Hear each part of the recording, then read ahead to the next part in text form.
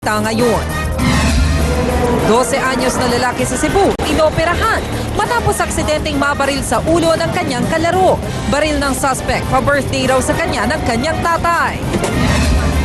Pamilya Corona, present sa pamisa ng Korte Suprema, 2 araw bago ang pagsalang ng punong maestrado sa impeachment court. Kampo ng depensa, $4 accounts lang daw ang ipaliliwanag at hindi ang sinasabi ng ombudsman na 82.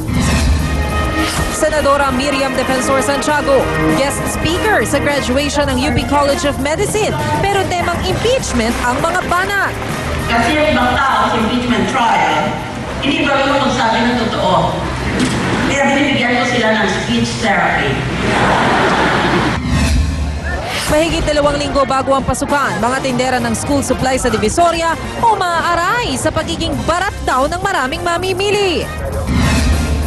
At mga estudyante at guro nagsimula ng maglinis sa kanilang mga paaralan. Balita abroad, mala fireworks display na pagbubuga ng lava ng isang bulkan sa Guatemala sa pool sa kamera. Bride at groom sa China nag-I do sa ilalim ng tubig. Facebook founder at billionaire Mark Zuckerberg ikinasal na sa longtime girlfriend niya. Transgender na kandidata sa Miss Universe Canada, bigong maiuwi ang corona. At anti-Lady Gaga groups magsasagawa ng magdamagang vigil hanggang sa concert ng international singer bukas. Concert, pwede nga bang makansela?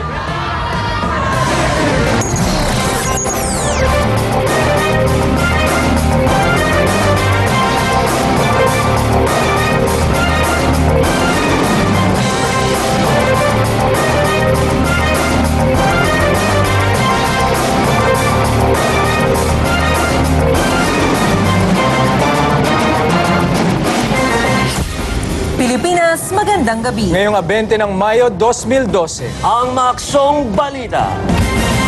Simulan natin ang aksyon sa Cebu City. Ginagamot doon ngayon ang isang 12 anyos na lalaki matapos aksidenteng mabaril sa ulo ng kalaro niyang menor de edad din. Ang baril na ginamit, birthday gift pa raw ng tatay sa bata. Ikwento mo, Joshua Lopez. May benda sa ulo, hirap makahinga at halos di makakilos sa kanyang kama sa Cebu City Medical Center ang 12 anyos sa si Marky. Aksidenteng nabaril si Marky sa ulo ng 11 anyos niyang kalaro na itatago sa alias na Junior. Kuwento ng kabarkada nila, naglalaro sila ng tongkit sa may bilyaran sa Sitio Lawis, Barangay Pasil nang ibida ni Junior ang isang kalibre 38 baril na pa-birthday daw sa kanya ng kanyang tatay. Paglabas ng bala, nang tinutok ang baril, pangalawang putok, tapos pangatlo, ay natumba agad siya. Isa-isa raw tinanggal ni Junior ang mga bala sa baril, saka tinutok kay Marky. Di raw inakala ng magkakaibigan na may natira pa palang bala sa loob ng baril na pinaglaruan ni Junior. Agad naman nagdatingan ang mga pulis, pero ang sospek nakapuslit na. Dinala ng kanyang ama ang sospek at sinakay ng motorsiklo at naiwan ang kanyang ina. Kaya inimbitahan namin sa opisina para makakuha kami ng karagdagang detalye. In-advise namin ang ina na ipasurrender na lang ang anak kasi minor de edad. Sa Section 6 ng Juvenile Justice and Delinquency Act, walang pananagutan sa krimen na gawa ang mga nasa 15 anyos pababa ang edad, gaya ni Junior. Pero ayon sa resident legal analyst ng TV5 na si Attorney Mel Santamaria, ang magulang ng binatilyo ang pwedeng manegot sa ilalim ng Article 221 ng Family Code at Article 60 ng Child and Youth Welfare Code. Hindi raw kasi katanggap-tanggap ang pagbibigay ng baril kay Junior. Kung ganyan nga ang nangyari at binigay nung ama yung baril, yung baril talaga ay totoo at pumuputok, talagang sukdulang kapabayaan yon. 2 hanggang 6 na buwang pagkakakulong at multang 500 piso ang parusa rito. Joshua Lopez, News 5. Ito naman ang magandang balita. Nakaschedule ng umuwi sa Pilipinas ang isang OFW na nakuryente sa Saudi Arabia 2 taon na ang nakakaraan. Laking pasalamat ng pamilya niya sa social networking sites dahil ito ang nagbigay daan para mapansin ng gobyerno ang kaso ng OFW. Ikwento mo, James Beltran. 2 linggo na ang nakakaraan nang umagaw sa pansin ng News 5 ang video na ito na pinadala sa programang T3. Hihingi mo sa ako ng tulong kasi basta Sobra man lang sana ang late ko para trabaho po ako muli. Ganun laki lang. Tsaka makauwi na ako. Ang humihingi ng tulong ay ang OFW sa Jeddah, Saudi Arabia na si Alfredo Salmos. Taong 2010 pa na masunog ang electrician na si Alfredo matapos makuryente. Agad na nakapag-ugnayan ang programa sa DFA at sa ating embahada para mapauwi si Alfredo. Kanina, emosyonal na ibinahagi ng kapatid ni Alfredo ang magandang balita. Matapos ang 2 taong pagtitiis ay uuwi na sa Martes si Alfredo. Sobrang saya po kasi ilang taon din namin hindi siya nakapiling. Gano'n pahirap? Sobra. Parang ako nanay niya. Natagalan daw ang uwi ng kanyang kuya dahil sa nakabinding kaso sa Jeddah. Mamaniw siya ng kotse. Biglang hindi niya siguro napansin yung staff ng light na stop na siya. Nakabangga siya ng kotse ng pulis. Malaking bagay raw ang social media tulad ng Facebook at YouTube dahil ito ang nagbigay daan para mapansin ang kaso ni Alfredo. It will keep our embassies and consulates on their toes. Ngayon, ultimong Facebook user na. Nakita namin yung power ng social media talaga. Pagkarating ng Pilipinas, diretso na ng Nueva Ecija si Alfredo para makapiling ang pamilya doon.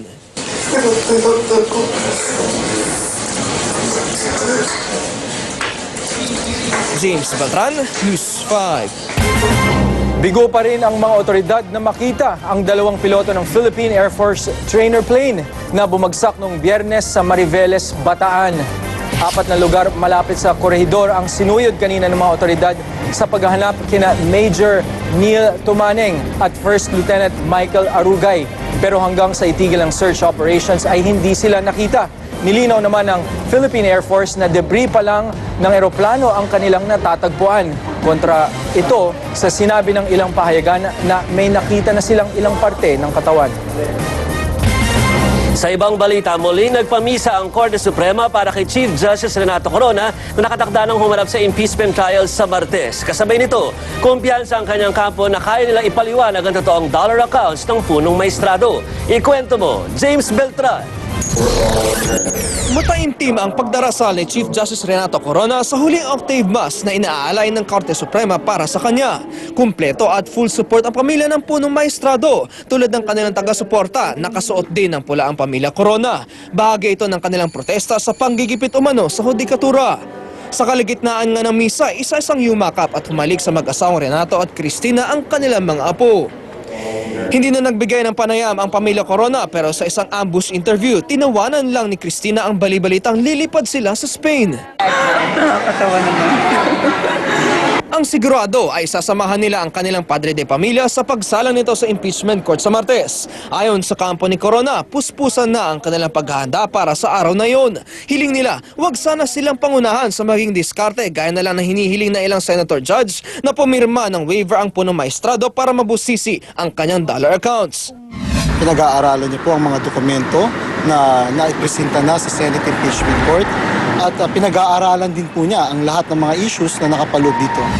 Ipapaliwanag daw nila ang mga dollar account pero 4 lang ito at hindi ang sinasabing bilang ni Ombudsman Conchita Carpio Morales.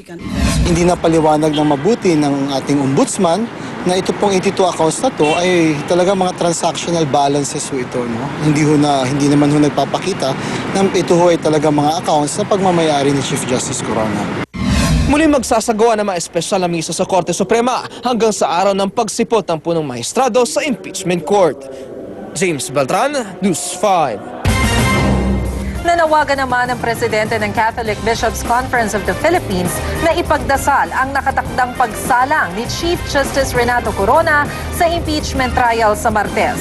Sabi ni CBCP President Jose Palma, umaasa silang lalabas na ang katotohanan sa kaso ng punong maestrado. Guilty man or not guilty ang maging hatol ng impeachment court kay Corona, dapat daw ay sundin at respetuhin ito ng lahat. How will the trial end? We do not know. On a personal note, I said, I am not a judge. No? I entrust everything to the senator judges, and we just prayed. Guest speaker kanina si Senator Miriam Defensor Santiago sa graduation ceremony ng UP College of Medicine. Bukod sa words of wisdom, nagpakaula rin ng mga banat tungkol sa impeachment ang matapang na senadora. Ikwento mo, Ben De Vera. Seryoso at wala ang mga nakasanayang banat na pick-up lines ni Senator Miriam Defensor Santiago na mag-speech siya sa graduation ng UP College of Medicine kanina. For politicians like me, commencement speeches are a regular feature of the calendar year. But when the invitation comes from UP graduates, I consider the invitation to be more powerful than a subpoena about any objection. Mga magdodoktor ang kaharap niya, pero ang mga hirit ng senadora, temang impeachment. Madalas na literal na naha-high blood sa impeachment court si Miriam, kaya naman naghabilin na siya. In case something happens to me during the impeachment trial or any other time in the near future, according to my living will, I bequeath to the Philippine General Hospital all my body parts. Hindi rin niya nakalimutang banatan ang ilang abogado at mga witness. Kasi yung ibang tao sa impeachment trial, hindi marunong magsabi ng totoo. Kaya binibigyan ko sila ng speech therapy. Hinaluan naman niya ng konsepto sa medisina ang tirada sa mga kasamahan niya sa Senado. In a new world of regenerative medicine, healthy body tissues can be created to replace diseased ones. I wish we could implement this branch of medicine in DBC because there are brains that are not healthy that will be easily replaced in the Philippine Senate. Pero maguluman ang politika sa bansa, may pakiusap si Miriam sa mga nagtapos ng medisina. Be prepared to render an unusually great sacrifice of your life for other life.